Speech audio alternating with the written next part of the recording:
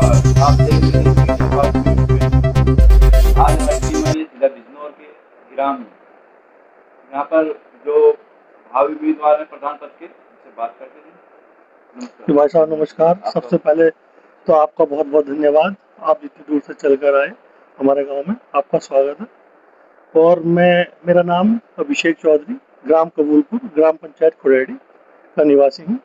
इस बार मैं अपनी तैयारी कर रहा हूँ ग्राम प्रधानी के पद के लिए। जी प्रधान जी, आप प्रधान पद की तैयारी कर रहे हो, तो आपके मन में कैसे विचार आया?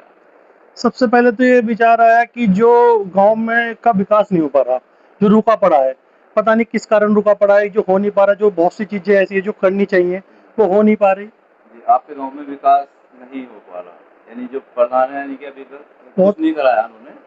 जी, जैसे भई हम देखें कि भई यहाँ पे नाली खरंजे और उनकी क्या स्थिति है? नाली खड़ंजे तो सही है, इतना मैं गलत नहीं बोल सकता कि इतना बिल्कुल खराब है भाई साहब, पर सबसे बड़ा मुद्दा है सफाई का।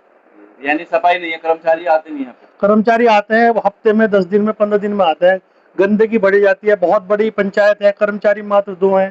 2 कर्मचारी आते हैं यहाँ पर, और कितनी वोट होगी यहाँ पे? लगभग 2000 वोट हैं। 2 कर्मचारी तो भाई कम ही पड़ेंगे, सीधी-सी बात है। 2 गांव हैं, एक हमारा गांव है, इसमें 500 वोट है, दूसरे गांव में 1500 वोट है, तो वो कहाँ जाए। कहाँ-कहाँ जाएँगे? सबसे बड़ा मेन मुद्दा सफाई का है। सफाई का है। हमारे गांव का आपने जब आप स्टार्टिंग में एंट्री करी है, तालाब है, हाँ, तालाब। इतना गंदा हो रखा है कि आने वाले समय में वो तालाब हमारे गांव के लिए बहुत बड़ा ही नुकसानदायक होगा, उससे बीमारी उत्पन्न होंगी। फिलहाल भी वर्तमान में 2-3 पेशेंट हमारे गांव में कैंसर के होकर एक्सपायर हो गए। ये तालाब जो है, तालाब में कभी सफाई नहीं हुई कभी भी? एक बार हुई थी सन 2015 से 20 में, जो प्रधान रहे थे वो उन्होंने कराई थी इसकी सफाई। सफाई होने के बावजूद इसमें जो थोड़ा थोड़ा रह गया था, उसके बाद अगर वो दोबारा हो जाता तो फिर वो नहीं बन पाता, पर किसी ने ध्यान नहीं दिया। यानी प्रधान जी ने ध्यान नहीं दिया इधर, और गंदगी बहुत ज़्यादा है तालाब में, और इसी से बीमारी, भाई सीधी सी बात है, गंदगी होगी तो बीमारी ज़्यादा फैलेगी।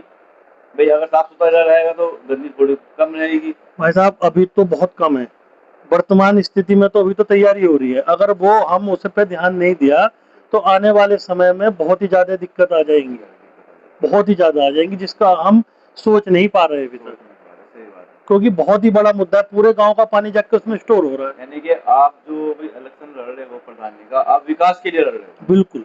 भाई भाई गांव में विकास नहीं हुआ, दोनों दो पंचायत आती है आपके गांव देखो में, भाई साहब मेरे तो पास विकास की कमी है। बिल्कुल मेरे भाई साहब, इसीलिए इसी मुद्दे को लेकर आप भाई चुनाव लड़ रहे हो आप। देखो भाई साहब मेरा एक कहना है, देखो ऊपर वाले ने अच्छे घर में जन्म दिया, भाई सक्षम हो, बाकी भाई कोई दिक्कत नहीं है, घर में कारोबार अच्छा चल रहा है।